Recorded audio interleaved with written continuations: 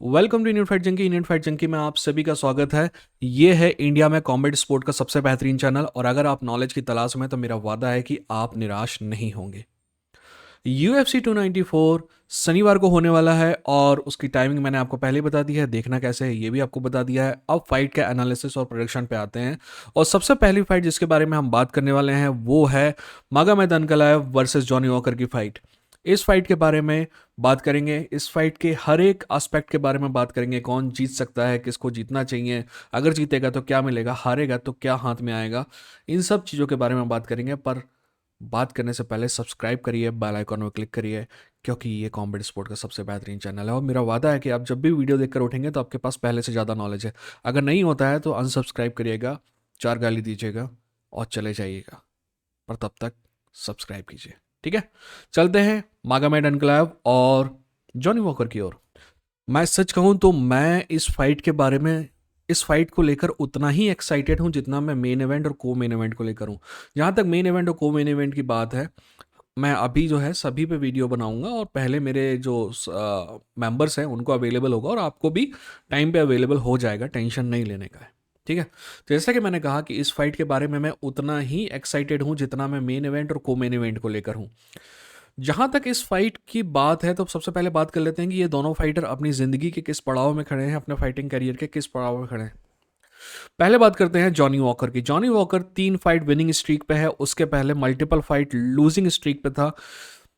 वो अपना base camp छोड़ के आयरलैंड गया था और जॉन कैविना का कैंप ज्वाइन किया था। तो शुरुआत में जो प्रॉब्लम मेरे को जॉनी वॉकर के साथ दिखाई दी थी वो ये थी कि जॉनी वॉकर के पास हमेशा एक अग्रेसिव एज हुआ करती थी। मुझे लगता था कि वो जो एज है ना, वो कैविना के आने के बाद थोड़ी सी कम हो गई थी और उसका डिफेंस बेहतर हो गया था। वो खुद हद से ज़्यादा ही डिफेंसिव हो गया था। बट पिछली 3 फाइटों मैंने देखा है कि वो जो एज थी ना, शार्पनेस जो थी, वो जॉनी वॉकर में वापस आई है। पर एट द सेम टाइम वो जो डिफेंस आपके कैविना ने सिखाया था वो गया नहीं है। यानी कि to be honest Johnny Walker पहले से कहीं ज़्यादा बेहतर फाइटर है। मेरे को याद है कि 4 साल पहले लोग बात कर रहे थे कि Johnny Walker versus Jon Jones की फाइट होनी चाहिए, बट अगर वो अभी बात करें तो मेरे को प्रॉब्लम नहीं होगी। जैसा कि आप देख सकते हैं बिजली जा चुकी है, बट मेरे ख्याल से वीडियो को चलने देते हैं, है ना? क्योंकि आप मेरी शक्ल को देखने को तो यहाँ नहीं आए हैं, आप देखने आए हैं फाइट का एनालिसिस। तो फाइट का एनालिसिस में आगे बढ़ते हैं। वहीं दूसरी तरफ मागोमेड अनकलाएव की बात करते हैं तो मागोमेड अनकलाएव जो है, he should have been champion by now, क्योंकि लास्ट फाइट जो है मेरे हिसाब से मागोमेड अनकलाएव ने जीती थी। वो फाइट बोरिंग थी बट मेरे हिसाब से मागोमेड अनकलाएव ने ही जीती थी। अब आप कहेंगे कि बोरिंग फाइट थी, चाहे जैसी भी फाइट थी, जीती तो थी, तो वो मागोमेड अनकलाएव के बारे में मतलब सब भूल क्यों गए? क्योंकि यूएफसी चाहता था कि आप मागोमेड अनकलाएव को भूल जाएं, क्योंकि यूएफसी मागोमेड अनकलाएव को सजा देना चाहता था बोरिंग फाइट के बारे में, राइट? और ये बात उसके दिमाग में थी कि ऐसी सजा मिलेगी, इसीलिए उसने रेसलिंग पे ज़्यादा प्रेशर नहीं दिया जहाँ पे वो जीत सकता था आसानी से, राइट? कोई मतलब प्रॉब्लम नहीं होती। बट वो ज़्यादा स्ट्राइकिंग कर रहा था क्योंकि उसको पता है कि स्ट्राइकिंग यूएफसी को पसंद है।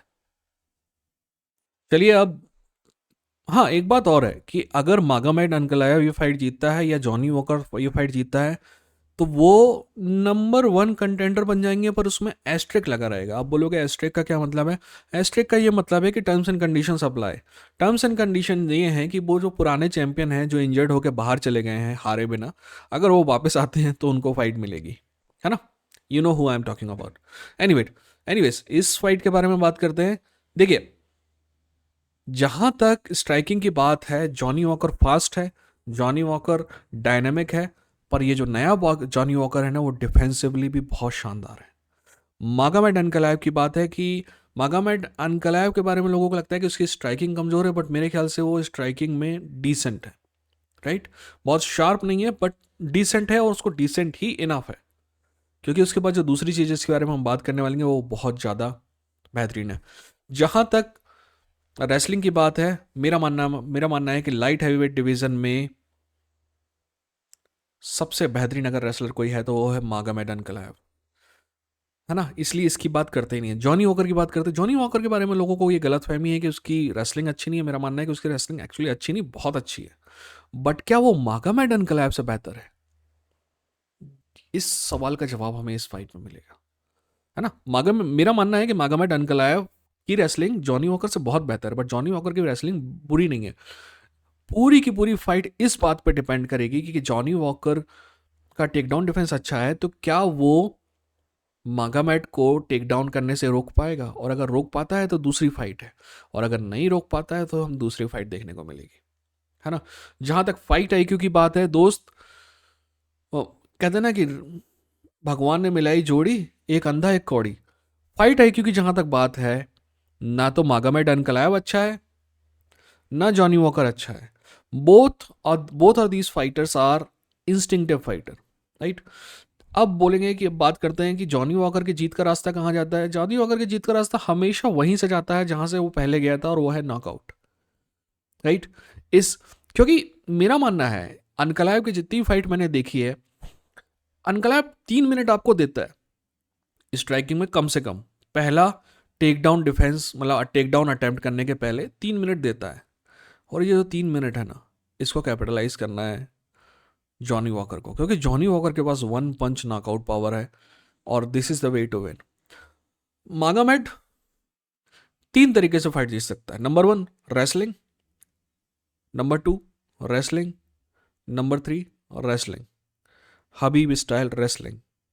Y Khabib style wrestling? यानी कि आप टेक डाउन अटेम्प्ट करिए, फेल होते हैं दोबारा करिए, फिर फेल होते हैं तीसरी बार करिए, फेल होते हैं तो चौथी बार करिए। बट हबीब स्टाइल और मेहराब दबिशवेली वाली स्टाइल में यह है कि मेहराब दबिशवेली जो है, अच्छे टेक मतलब जो फाइटर होते हैं उनको टेक डाउन कर लेता है, बट ज़्यादा डैमेज उखाड़ नहीं पाता है उनका कुछ। बट हबीब जो है इज्जत से उखाड़ देता था। टेक डाउन अगर कर लिया और उसको टॉप पोजीशन मिल गई तो दिक्कत में आप। ठीक वैसे ही मागामेद अनकलायव है। मेरा दिमाग कहता है, ओ सॉरी, पहले दिल की बात करते हैं। मेरा दिल कहता है कि अनकलायव जीतेगा, दिमाग कहता है कि अनकलायव जीतेगा। ऐसा होता तो अनकलायव पे लगाया जाता। आप बताइए आपको क्या लगता है, ठीक है ना। मिलते हैं अगली फाइट के एनालिसिस के साथ। तब तक अपना ख्याल रखिए, अपनों का ख्याल रखिए। जाने से पहले हो सके तो लाइक कीजिए, आपके दिमाग में क्या है कमेंट कीजिए, मैं हर कमेंट पढ़ता हूँ। ठीक, अपना ख्याल रखिए, अपनों का ख्याल रखिए। ये था इंडियन फाइट जंकी, लड़ेंगे जीतेंगे।